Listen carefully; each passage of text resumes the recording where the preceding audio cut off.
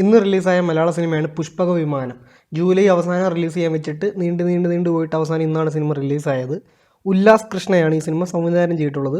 ഇതിൻ്റെ ട്രെയിലർ കണ്ടാൽ തന്നെ അറിയാം ഇതൊരു സമയമായിട്ട് ബന്ധപ്പെട്ട ഒരു കഥയാണ് പറയുന്നതെന്ന്. അതേപോലെ തന്നെ ഒരു ടൈം ലൂപ്പ് സിനിമ തന്നെയാണിത്. അതൊരു വലിയൊരു ട്വിസ്റ്റ് ഒന്നുമല്ല, നമുക്ക് ട്രെയിലർ കാണുമ്പോൾ തന്നെ പകുതി ആൾക്കാർക്കും മനസ്സിലാക്കാൻ പറ്റും. ഇതിലൊരു മൂമെൻറ്റിന് ശേഷമാണ് ഈ ടൈം ലൂപ്പ് കൺസെപ്റ്റ് വരുന്നത്. അതായത് എക്സാക്റ്റ് പറയുകയാണെങ്കിൽ ഒരു ഫസ്റ്റ് ഹാഫിന് ശേഷമാണ് ഈ ടൈം ലൂപ്പിൻ്റെ ഒരു പരിപാടി വരുന്നത്. ഫസ്റ്റ് ഹാഫിൽ ഇവർ ഉദ്ദേശിച്ചത് ഈ സിജു വിൽസൻ്റെ ക്യാരക്ടർ എസ്റ്റാബ്ലിഷ് ചെയ്യുകയായിരിക്കും. സിജു വിൽസൺ ഓക്കെ, ബാലു വർഗീസിനെ എസ്റ്റാബ്ലിഷ് ചെയ്തിട്ടുണ്ട്, പക്ഷേ അതിനൊരു 20 മിനിറ്റിൻ്റെ ആവശ്യമുള്ളൂ. ബാക്കി ആ 1 മണിക്കൂർ അല്ലെ ഒരു 1.25 മണിക്കൂർ ഫസ്റ്റ് ഹാഫ്, 1 മണിക്കൂർ സെക്കൻഡ് ഹാഫ്. ഈ ഒരു 1.25 മണിക്കൂറിൽ ബാക്കി ഇവരെ എസ്റ്റാബ്ലിഷ് ചെയ്ത് ഒരു 15-20 മിനിറ്റ് നോക്കിയാൽ ബാക്കി അത്രയും നേരം ഒരു കാര്യമില്ലാത്ത കാര്യങ്ങളാണ് കാണിക്കുന്നത്. സിജു വിൽസൺ ഇങ്ങനെ കഥ പറഞ്ഞു തുടങ്ങുവാണ്. അപ്പോൾ ഈ സിജു വിൽസൺ ആദ്യം തന്നെ എൻ്റെ ഏറ്റവും വലിയ പ്രശ്നത്തിന് കാരണം എൻ്റെ അമ്മാവനാന്നൊക്കെ പറഞ്ഞ് അമ്മാവനെ ഇൻട്രൊഡ്യൂസ് ചെയ്യുന്നു. പിന്നെ അനന്തരവനെ ഇൻട്രൊഡ്യൂസ് ചെയ്യുന്നു. അങ്ങനെ പലരെ ഇൻട്രൊഡ്യൂസ് ചെയ്യുന്നുണ്ട്. ഇവർക്കൊന്നും ഒരു റോളും ഇല്ല പടത്തിൽ. അതായത് ഇവരെ ഈ കഥയെടുത്ത് മാറ്റി ഒരു സംഭവം നടക്കാൻ പോകുന്നില്ല, ഒരു പ്രശ്നമില്ല അതിൽ. അപ്പോൾ ഈ ആദ്യത്തെ ഒരു 50 മിനിറ്റോളം വെറുതെ ആ 50 മിനിറ്റ് എടുത്ത് മാറ്റിയിട്ട് സെക്കൻഡ് ഹാഫിൽ കുറച്ചുകൂടി ഗ്രിപ്പിംഗ് ആക്കി ചെയ്തിരുന്നെങ്കിൽ ഒരു 1.25 മണിക്കൂർ കിടിലം ഒരു ഇത് എൻ്റർടൈനർ ആക്കിയേനെ. കാരണം മലയാളത്തിൽ ടൈം ലൂപ്പ് കൺസെപ്റ്റുകൾ അധികം വന്നിട്ടില്ല. ആ ഒരു കൺസെപ്റ്റിന് ഒരു നീതി കൊടുക്കാത്ത പോലെയാണ് എനിക്ക് തോന്നിയത്. പിന്നെ മേക്കിംഗ് ഒക്കെ ട്രെയിലർ കാണുമ്പോൾ നമുക്കറിയാം ഭയങ്കര വീക്കാണ്. ഭയങ്കര ഒരു സീരിയലൊക്കെ കാണുന്ന ഒരു ഫീലായിരുന്നു. എനിക്കിതിൽ ഏറ്റവും എടുത്ത് പറയേണ്ടത് സിജു വിൽസൻ്റെ പെർഫോമൻസാണ്. പെർഫോമൻസിലുപരി പുള്ളി ഇതിന് കൊടുത്തൊരു ഡെഡിക്കേഷൻ ഉണ്ട്. അത് ചാട്ടവും മറിച്ചിലും തന്നെയാണ് പുള്ളി ഫുള്ള് ചെയ്തിട്ടുള്ളത്. മറ്റേ പ്രണവ് ആദിയിലൊക്കെ ചെയ്ത പോലത്തെ കുറേ ഐറ്റങ്ങളൊക്കെ പുള്ളി ഇത് ചെയ്തിട്ടുണ്ട്.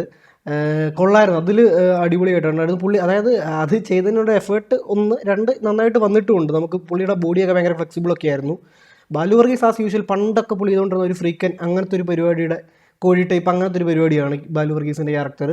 പിന്നെ വേറെ അങ്ങനെ എടുത്തു പറയേണ്ടതൊക്കെ ആരുടെ ഇതും എനിക്ക് തോന്നിയില്ല. ഇവർ രണ്ടുപേരും തന്നെയാണ്. പിന്നെ ധീരജ് ഇടന്നിയുണ്ട്. പിന്നെ ഞാൻ പറഞ്ഞ മനോജ് കെയ്യുമാണ് ഈ അമ്മാവനായിട്ട് അഭിനയിച്ചു. ഇവർക്ക് വേറൊരാളുടെ റോളിന് ഒരു പ്രസക്തി ഇവിടെ ഇല്ല. ഒരു റൊമാൻസ് ട്രാക്ക് ഉണ്ട്, അതിലൊന്നും ഒരു കാര്യമില്ല ഈ പടത്തിൽ. പിന്നെ ഒരു സ്പെഷ്യൽ അപ്പിയറൻസ് തുടക്കം തന്നെ വരുന്നുണ്ടെങ്കിൽ ആരാന്ന് പറയുന്നില്ല. പുള്ളിയുടെ ഒരു റോൾ, അത് ഒരു ഫാൻറ്റസി എലമെൻറ്റ് അങ്ങനത്തെ ഒരു പരിപാടി സിനിമയിലുണ്ട്. അവിടെയാണ് ഇയാളുടെ ക്യാരക്ടർ ഞാൻ പറയുന്ന ആളുടെ. ഒന്നാമത് ഇത് ടൈം ലൂപ്പ് തന്നെ നടക്കാത്തൊരു സംഭവമാണ്. അതിൻ്റെ കൂടുതൽ ഒരു എക്സ്ട്രാ ഫാൻറ്റസി എലമെൻ്റ് ഉണ്ട്, പക്ഷേ അതൊക്കെ ഭയങ്കര മോശമായിട്ട് ഡെവലപ്പ് ചെയ്തതായിട്ടാണ് തോന്നിയത്. ഞാൻ ഉദ്ദേശിച്ച അവിടുത്തെ VFX അങ്ങനത്തെ സംഭവങ്ങളൊന്നുമല്ല, അതൊക്കെ മാറ്റിക്കോ. അതല്ലാതെ അവിടെ ഒരു ഭയങ്കര ആർട്ടിഫിഷ്യാലിറ്റി ഉണ്ടായിരുന്നു അവിടെയൊക്കെ. പിന്നെ ഇതിൻ്റെ എൻഡിൽ സംഭവങ്ങളൊക്കെ പെട്ടെന്ന് പരിഹരിച്ച്, അതായത് അതൊന്നും കാണിക്കുന്ന പോലും ഇല്ല. ഒരു വില്ലനെ കൊന്നു കഴിഞ്ഞാൽ അവിടെ അങ്ങനെ തീരുന്നൊരു കഥയല്ല ഇതിൻ്റെ. ഒരു ലോജിക്കും ഇല്ലാതെ എന്താ ലോജിക്കെന്നല്ല, അത് ബ്ലണ്ടർന്ന് വേണം അതിനെ പറയാൻ. എഴുത്തുകാരൻ പ്രേക്ഷകരെ ഫൂളാക്കി, പ്രേക്ഷകർ ഫൂളാണെന്ന് കരുതി ചെയ്തതായിട്ടാണ് എനിക്ക് അനുഭവപ്പെട്ടത്.